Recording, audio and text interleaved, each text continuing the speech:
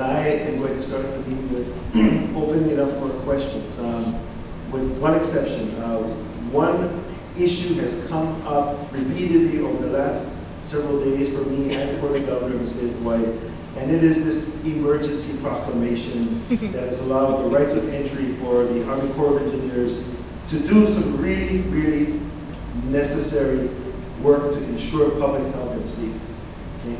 So December 9th, which is, I think it's December 9th, which is 3 days after I started work, my first land board meeting, we had an agenda item on the agenda which would have allowed the board to delegate to the chairperson the ability to issue rights of entries to the Army Corps of Engineers to do several remediation projects throughout the state of Hawaii.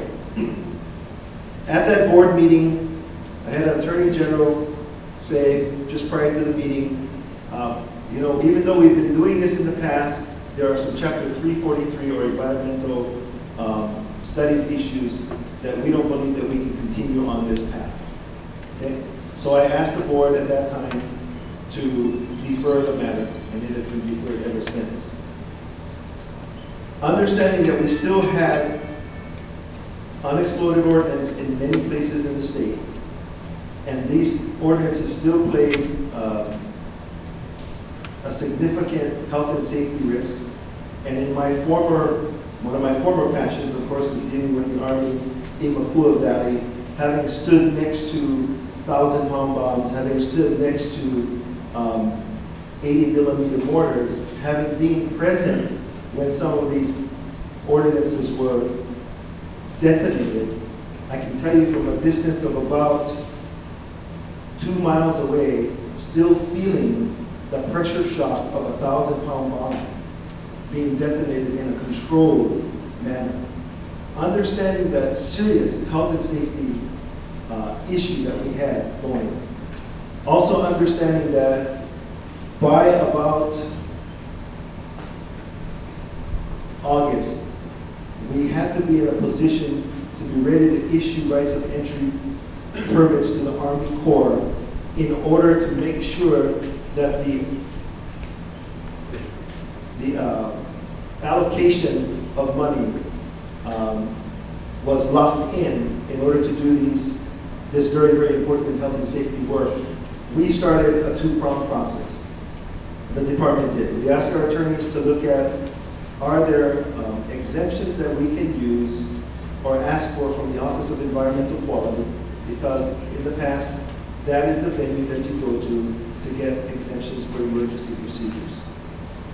The Office of Environmental Quality was changing, of course we were changing administrations at that time. It didn't have an executive director or a director appointed as of yet, much less confirmed by the Senate.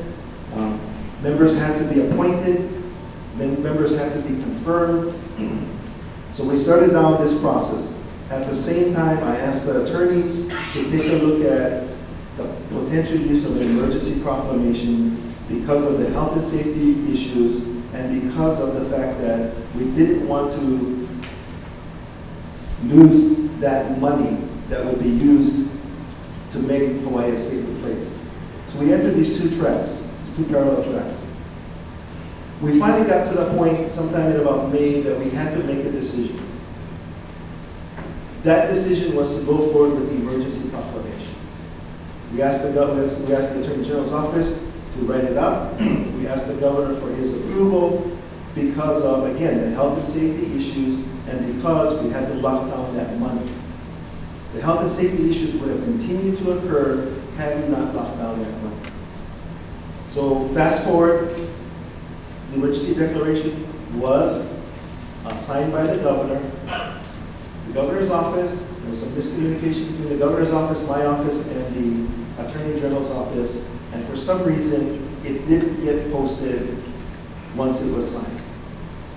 I got a call from one of my staff about 2 months later saying, hey, the emergency proclamation is not up on the website.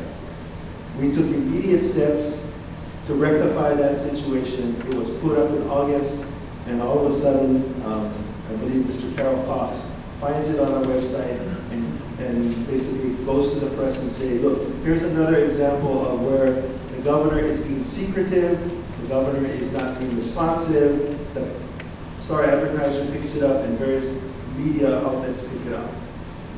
I can assure you that there was no desire to hide this fact from anyone. We make mistakes. This administration was in its infancy stages. We were still figuring out what we needed to do. We were trying to save every federal dollar because of the economic impacts to the state of Hawaii, because of the recession that we were in. It was in line with the governor's early plan to make sure that we didn't let any federal dollars go by unused.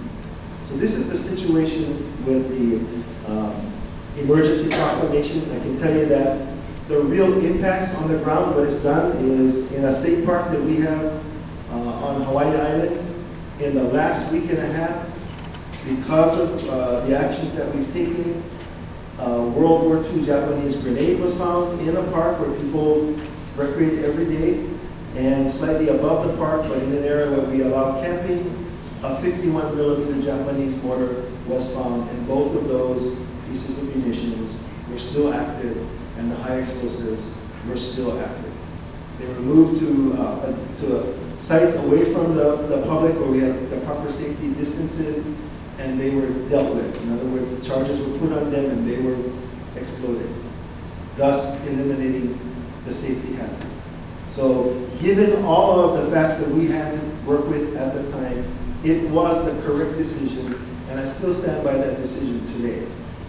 Today we're going to talk, I'm sure somebody's going to bring up Ahiki now. I want you to understand that even though the exemption or the emergency proclamation gives the Army Corps of Engineers some exemptions from laws, we still have personnel that are on the ground with them, making sure, and they still have the requirement to follow all of the federal laws with regards to health, safety, with regards to environment protection, with regards to the protection of cultural sites. Okay? So I just wanted to make sure that that was clearly explained for everyone, because I've been talking to numerous news outlets in the last several days, and they never seem to be able to get it correct. Okay, so that's exactly what happened. There was no great conspiracy. There are some lessons to be learned here, and we learned those lessons, and we're going to incorporate the corrections to those lessons, and then we're going to move on, because the practical application of doing what we did saved lives. Just as we acted today, we're in the process of acting to deal with the boulder that's hanging over a ledge that engineers have told me that 1 of 7 houses, I can guarantee that boulder is going to hit 1 of 7 houses. So we're going to take whatever steps that we have to take in order to protect public health and safety and human lives. Okay? I just want everybody in this room to understand that. As long as I'm the chair, that's what I'm going to do. Okay, having said that, we're happy to open it up for questions. And if you wouldn't mind, so I don't have to walk all over the place, when we start in the front here, do you have any questions that you want to ask?